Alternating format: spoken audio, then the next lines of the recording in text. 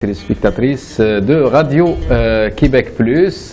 Pour cette émission, justement, on va s'initier à parler en français, justement, vu que la communauté s'est agrandie autour de notre chaîne. Donc, il n'y a pas que les arabophones, il y a aussi d'autres communautés. Donc, le mieux, ce serait de communiquer en français. Et justement, on va commencer par une association exceptionnelle, cette fois-ci, l'association des transports adaptés, l'ACTAC plutôt, désolé, donc qui vient de fêter ses 10 ans. Donc on va entrer dans le vif du sujet, mais avant ça, je voulais mentionner que cette émission elle est diffusée en direct, live, sur votre chaîne YouTube Radio Québec Plus. L'émission, ça s'appelle Mag Plus. Il y a aussi toutes les informations possibles sur notre page Facebook Radio Québec Plus. Donc n'hésitez pas à nous demander quoi que ce soit, à rédiger quelques messages, des critiques, pourquoi pas. On est ouvert à toute proposition. Je signale aussi que après cette émission, il y aura l'émission Fipiche de Selim qui est l'index. Donc, rebonjour à tout le monde. J'espère que vous êtes bien installés en train de regarder Mag Plus sur les tablettes, les smartphones, les web TV, les YouTube, laptop, tout ça marche. Et au cas où vous avez raté l'émission, pas de problème, donc il y aura la rediffusion en replay. Donc j'aimerais bien saluer au début nos invités qui sont le président de l'ACTAC et le vice-président. Donc je commence avec Boualem Jebbar, le président, et Abdelaziz Leman, le vice-président de l'ACTAC. Je ne me suis pas trompé, j'espère, de nom de fondation, c'est ça? C'est l'association ACTAC. Ouais. Ok, ouais, l'ACTAC. Qui veut dire l'ACTAC Qui veut dire l'association des chauffeurs de taxi accessibles du Québec.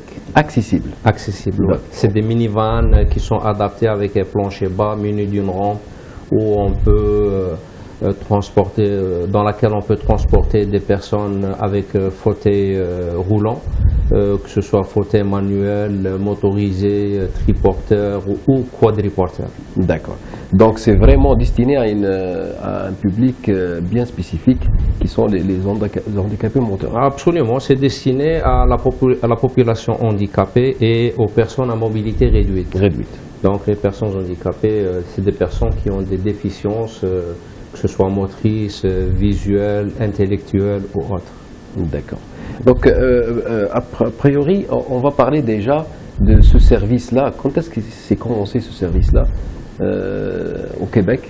Ce service a commencé avec l'idée de deux frères, les frères Forêt, Jacques Forêt et Jean-Marc Forêt. Dans les débuts des années 70, ils ont ils ont adapté un véhicule et ils commençaient à offrir du service. En 1972, ils ont commencé à acheter d'autres véhicules. Déjà en 72? Oui, en 1972, ils ont commencé à acheter d'autres véhicules.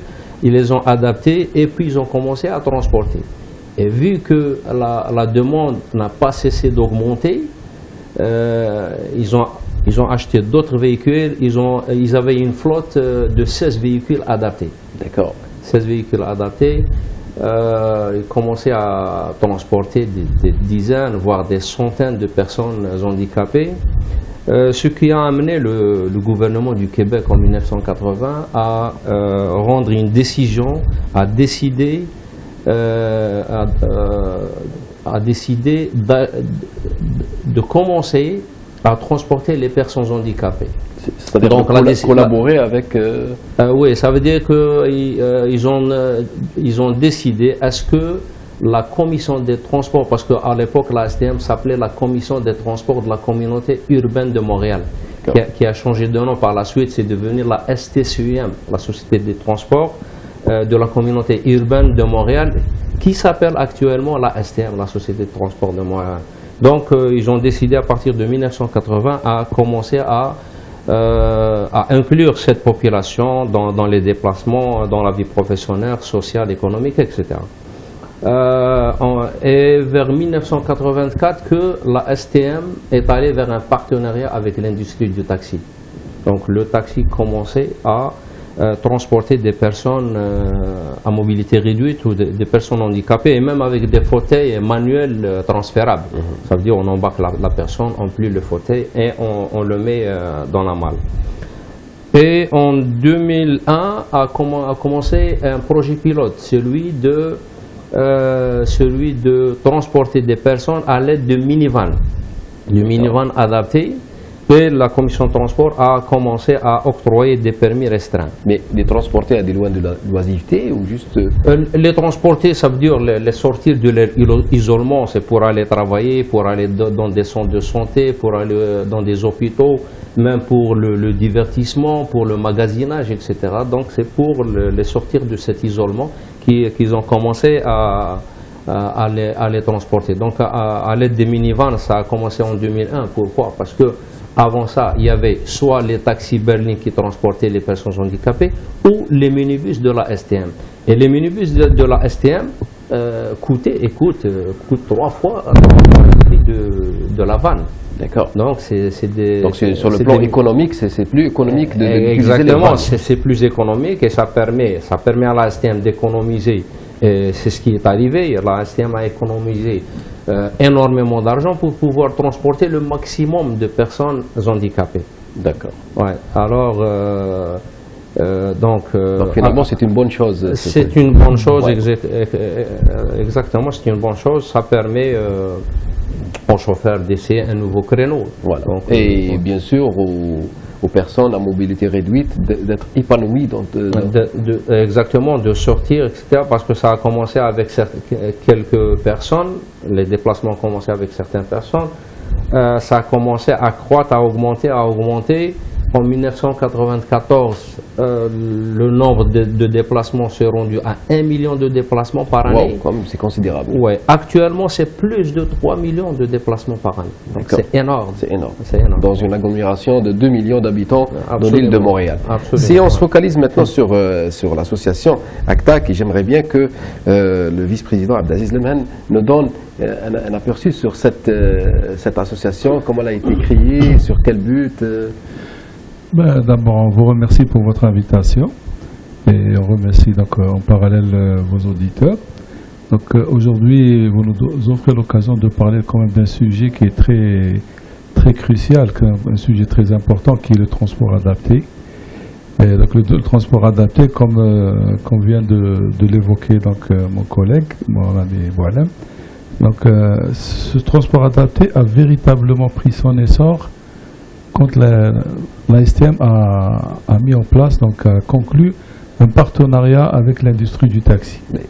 Parce que l'industrie du taxi, quand même, des moyens, premièrement, donc il faut d'abord, disons, essayer de comprendre, disons, cette reconversion au niveau de la STM, cette nouvelle stratégie au niveau de la STM, parce qu'ils se sont aperçus, ils se sont rendus compte que leurs moyens, donc, leur coûtaient cher. Donc les transports par la régie interne de la STM étaient coûteux et donc avaient un impact important sur les budgets du transport adapté qui étaient minimes. Donc ils se sont tournés vers l'industrie du taxi et ça a été une bonne décision puisqu'elle leur a permis d'optimiser leur budget et de transporter beaucoup plus de monde, donc et de donner la chance et la possibilité à des personnes handicapées de pouvoir bénéficier de ce transport-là. Et de là, vous avez pensé justement à faire l'association. Justement, donc le transport, nous n'avons pas un lien direct avec la STM. Nous sommes donc des chauffeurs de taxi, donc nous travaillons au sein de compagnies de taxi qui sont donc... comment ça marche justement le service taxi ici, à Montréal, au Québec en général? Quels sont les mécanismes? Comment ça fonctionne? Donc l'industrie du taxi, comme on la connaît généralement, donc sa vocation, c'est le transport traditionnel. Donc mais avec au début... Ça fait partie en tout cas des services. Exactement, c'est le transport donc de personnes qui recourent à ce service-là dans le cadre de leur déplacement, principalement pour des raisons d'ordre professionnel. Donc c'est greffé à ce taxi traditionnel, donc le transport adapté, au début des années 70, donc ça remonte quand même à une quarantaine d'années. Et l'industrie du taxi donc, a été obligée donc, de s'adapter un peu à cette nouvelle, à ce nouveau mode de transport. Et donc pour revenir à l'association, donc nous les chauffeurs, nous avons donc au début au mois de février de l'année 2006, nous avons donc vu le besoin, ressenti le besoin de créer une association. Pourquoi? Disons ça devait répondre à plusieurs objectifs parce que on devait se coordonner entre nous, donc pour un petit peu essayer de trouver entre nous les moyens nécessaires d'information et de communication pour faire face à cette nouvelle activité, donc pour créer en quelque sorte les interactions nécessaires entre nous. Mais le problème majeur, c'est-à-dire la raison majeure, c'était de pouvoir nous organiser pour faire face à des situations conflictuelles, à des problèmes dans le fonctionnement de cette activité qui était donc gérée par les compagnies de taxi, qu'on appelle les intermédiaires de taxi. Donc il y a des compagnies privées qui gèrent ça, c'est ça? Voilà. Et pour justement, qu'est-ce qui a facilité, qu'est-ce qui a permis donc un petit peu ces dérives-là, ce désordre, cette anarchie qui s'est installée progressivement? C'est parce qu'il n'y a pas une réglementation spécifique qui régit le transport adapté. Même le transport, même le ministère du Transport de Québec n'a pas une réglementation précise sur ce domaine-là? C'est-à-dire il n'y a pas de réglementation cadre, disons, qui chapeaute et qui régit l'activité transport adapté dans toutes ses facettes. Le problème, c'est que on nous a par la force des choses donc imposé et soumis à la réglementation du taxi traditionnel. Oui, pour que je comprends et pour que les téléspectateurs puissent comprendre aussi, c'est-à-dire est-ce que n'importe qui vient là prendre juste un numéro de taxi, il commence son travail illico ou comment ça se passe? Non, il y a les compagnies de taxi qui donc, interviennent dans le cadre d'un contrat qui est signé avec la STM. Donc c'est la STM qui elle octroie les... Voilà, il y a un contrat cadre, il y a un cahier de charges qui est mis en place par la STM et négocié, discuté et approuvé avec les compagnies de taxi. Et nous, en tant que chauffeurs de taxi exerçant au sein de ces compagnies de taxi, donc nous avons été appelés. Bien sûr, il fallait mettre en place des moyens appropriés, donc on ne peut pas faire du transport adapté avec n'importe quel type. Quand on parle du transport des gens qui se déplacent en fauteuil roulant, donc il fallait avoir des moyens appropriés, adéquats pour faire face à ce type de transport-là. Le seul juge, c'est la STM, c'est elle qui juge que, par exemple, ce nouveau chauffeur de taxi est adapté ou plutôt il est apte à transporter des gens handicapés, c'est ça? Oui, ça veut dire que les contrats, comme vient de le préciser Aziz, c'est des contrats de transport signés entre la STM et les intermédiaires du service. Donc c'est ces deux parties-là qui concluent une entente. Et les chauffeurs doivent faire affaire avec les intermédiaires de service. Donc les intermédiaires, c'est les compagnies de taxi qui offrent le service de taxi. Le chauffeur a une entente avec c'est parce que le chauffeur, c'est un sous-traitant. Il sous-traite avec la compagnie de taxi. Il loue le numéro, là. Non, pour bien comprendre, il y a deux permis. Il y a le permis régulier. Pour qu'on parle des charges, là. Oui, il y a le permis régulier. Soit il utilise son permis régulier pour acheter une vanne et la faire adapter, comment s'appelle le transport. Parce que ici aussi, il faut faire la part des choses en deux types de transport. Il y a le transport adapté, avec le taxi berlin, le taxi conventionnel, et il y a le transport accessible, ce qu'on est en train de faire. Les minivans. C'est les minivans. Accessible, quand on dit accessible, c'est accessible au fauteuil roulant. On va se focaliser justement sur les minivans tout à l'heure, on va parler. Voilà. Donc c'est ça. Les deux types de transport, c'est dans le contrat de la STM avec les intermédiaires. Nous, on n'a aucun droit de regard sur ce contrat-là. C'est confidentiel entre les deux parties.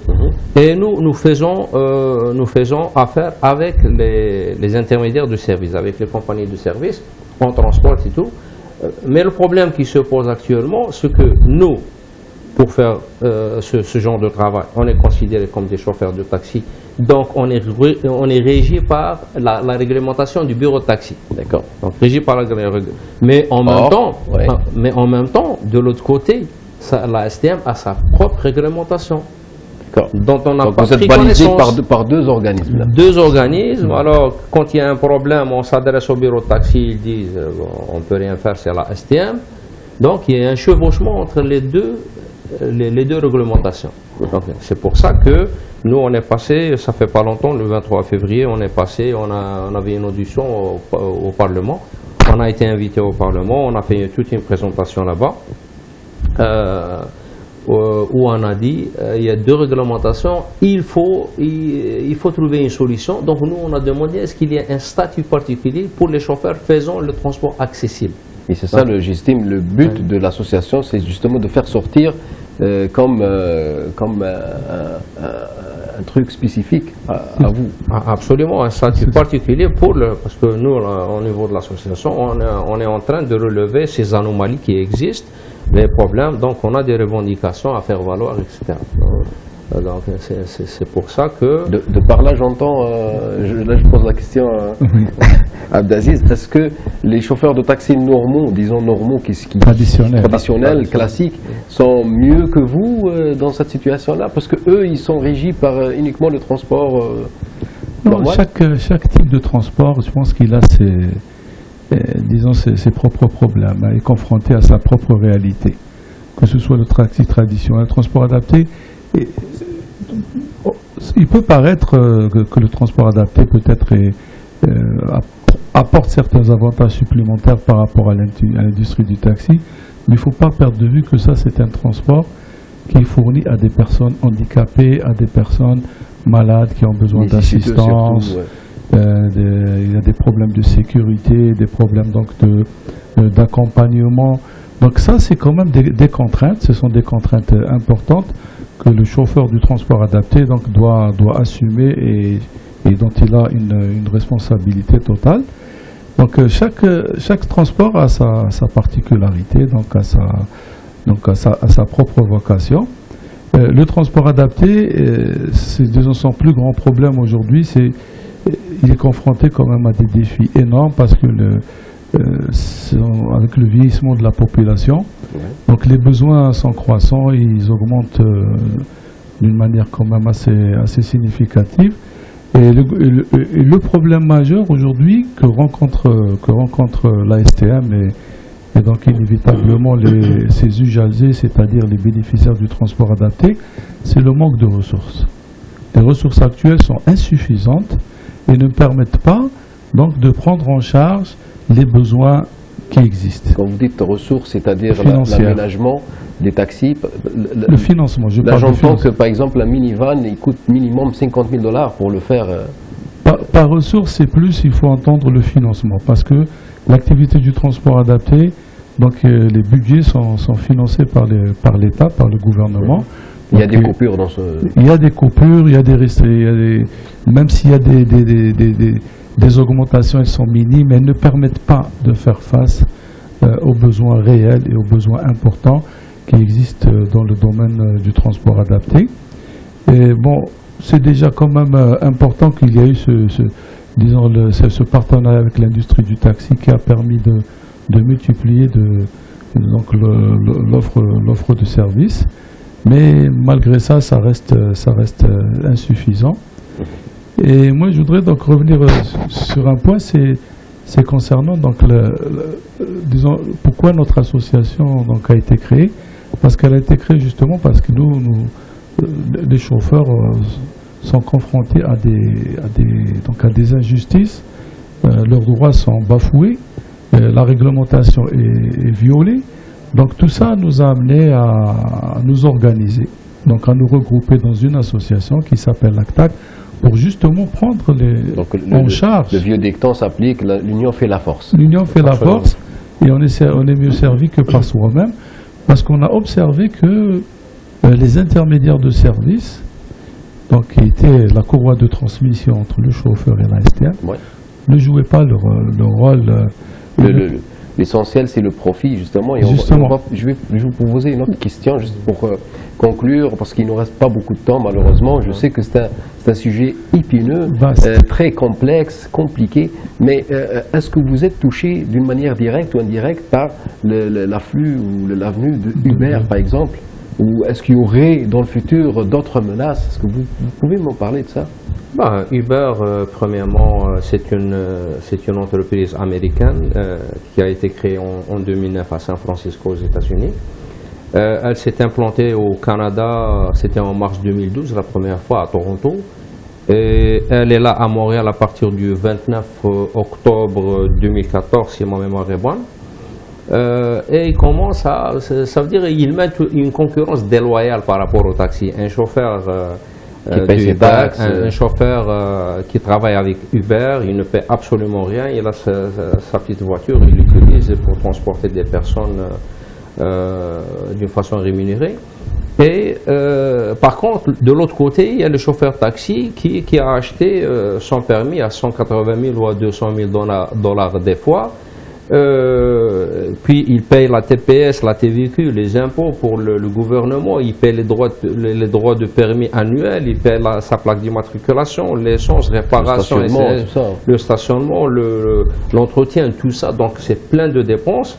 Et l'autre qui ne paie absolument rien, il lui fait une concurrence. Donc c'est une concurrence déloyale, d'ailleurs qu'on a dénoncé au Parlement. Nous, dans le transport adapté, on n'est pas touché jusqu'à présent. Mais vous n'êtes pas à l'abri. Mais on n'est pas à l'abri, exactement, on n'est pas à l'abri. Ça a déjà commencé aux États-Unis, mais ça va venir. Rien n'empêche même des applications comme Facebook ou Google de concurrencer. Absolument, parce que Uber a commencé, c'est pour que les gens comprennent, c'est même pas une compagnie de taxi, c'est une compagnie technologique qui développe et exploite les applications mettant en contact les utilisateurs avec les personnes voulant faire du transport. D'accord. C'est tout.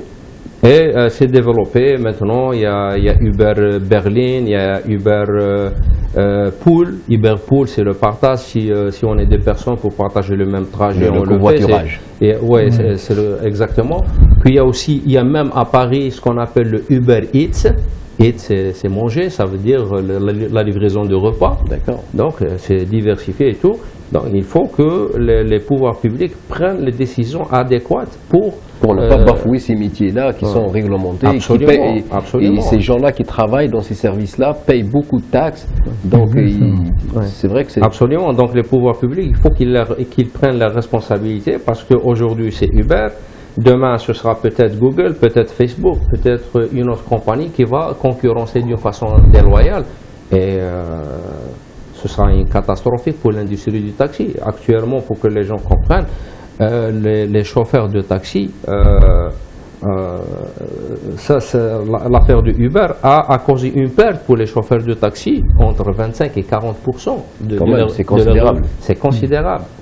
Donc il faut l'intervenir. C'est pour ça d'ailleurs que le ministère des Transports a tenu des consultations pendant 3 semaines, ces consultations auxquelles nous on a participé en tant qu'association. Il n'y a pas que les menaces externes quand même, donc il ne faut pas parler uniquement de Uber et de l'empire des States là, qui vient s'embarquer au Canada, parce qu'il faut signaler aussi que même au Canada même, il y a des menaces ici. Absolument, il y a même une menace à l'interne. Je peux citer même la compagnie Taxelco qui a fait l'acquisition d'Hochelaga et qui a lancé Théo Taxi. Quand on entend l'un de ses principaux actionnaires dire on a investi 20 millions de dollars et on compte investir plus de 200 millions de dollars, ça donne à réfléchir. Donc, ça fait frissonner. Ça fait frissonner, ça veut dire que cette compagnie-là veut à tout prix monopoliser l'industrie du taxi. Et c'est ça la menace interne réelle. Donc vous vous êtes engagé sur pas mal de fronts. J'espère que ça va aboutir dans de meilleures conditions. Merci beaucoup, merci beaucoup Abdelaziz Lemhan, vice-président, et Boualem Jabbar, le président de l'association ACTAC.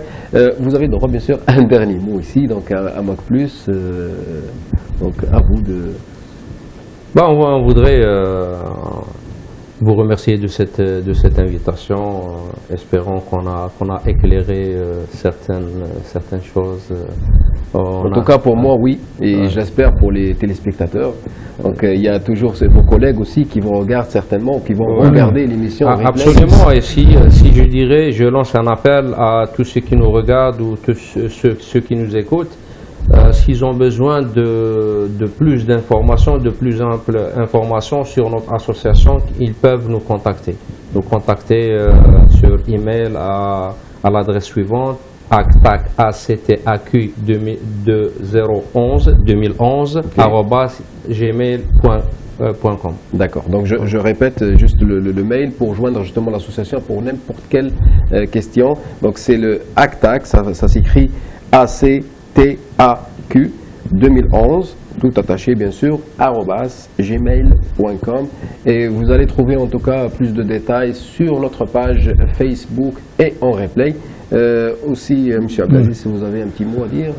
Moi, le mot que je voudrais faire, l'appel aussi que je voudrais lancer, donc c'est envers la population du Québec, c'est que de ne pas se laisser embarquer dans ce jeu-là, parce que on est en train de diaboliser donc l'industrie du taxi, ce qui est totalement faux, parce que la réalité du taxi, ce n'est pas ce que les gens sont en train de rapporter dans la presse, dans les journaux et dans la rue. Les chauffeurs de taxi sont des personnes qui font un travail difficile, très exigeant, très éprouvant, qui donnent le meilleur d'eux-mêmes. Parfois, il court un risque. Exactement. S'il y a des problèmes dans l'industrie du taxi, le bouc émissaire, c'est le chauffeur de taxi, que ce soit dans le transport adapté ou dans le taxi traditionnel. Mais il a vraiment fait fausse route si on pense que la venue de Uber va améliorer le service. Pas du tout. Et même sur le plan des coûts, vous savez, on a vécu une expérience récemment avec Uber où ce fournisseur-là ne s'est pas gêné de facturer des prestations à des prix très prohibitifs et très exorbitants. Donc moi, c'est beaucoup plus d'abord pour les chauffeurs de taxi qui ne baissent pas les bras. Et ils constituent une force quand même qui n'est pas négligeable. Ils ont les compétences, ils ont le savoir-faire, ils maîtrisent la technologie. Donc Uber, je ne sais pas il n'a pas innové, n'a rien ramené de nouveau Uber. Hein. C'est une application, ce n'est pas une C'est pas la clé de voûte, en tout cas. C'est pas une innovation extraordinaire où l'industrie du taxi a les capacités, a les moyens de relever tous les défis futurs. Il y a un programme de modernisation qui a été amorcé bien avant la venue de Uber. Donc l'industrie du taxi est capable elle aussi de rivaliser. Donc on arrête simplement juste de l'étiqueter, de la cataloguer comme une industrie qui est moribonde et les chauffeurs de taxi ne sont pas capables d'offrir un service de qualité. Donc ça c'est totalement faux, et que la population du Québec recourt au service de cette industrie-là, qui est capable de leur offrir tout le service dont ils avec professionnalisme et avec expertise. Et beaucoup moins cher, parce que l'avenir va nous démontrer que Uber, c'est une grosse machine qui est là pour faire des profits, pour faire de l'argent. Et vous allez voir que le consommateur va être le grand perdant à l'avenir s'il recourt à ce service-là. Donc voilà un peu le message que je voulais livrer. Merci beaucoup. Et je vous remercie pour votre invitation encore une fois. Tout l'honneur est pour nous. De toute façon, vous êtes toujours le bienvenu chez nous. Donc, je signale que l'association ACTAC vient de fêter ses 10 ans. Je l'espère qu'elle va durer encore plus longtemps, qu'elle va militer, qu'elle va avoir ses acquis, bien sûr, au profit de la population québécoise. Notre magazine continue toujours, donc on est toujours sur MacPlus. Je signale qu'on est toujours en direct, live sur votre page YouTube. Vous tapez Radio Québec Plus et voilà, vous débarquez sur MacPlus. Ça reste avec nous Farouk Raham dans le volet bien sûr de l'immigration, un sujet très intéressant, et bien sûr Jamal Salami qui a bien sûr pas mal de surprises. Restez accrochés à Radio Québec Plus.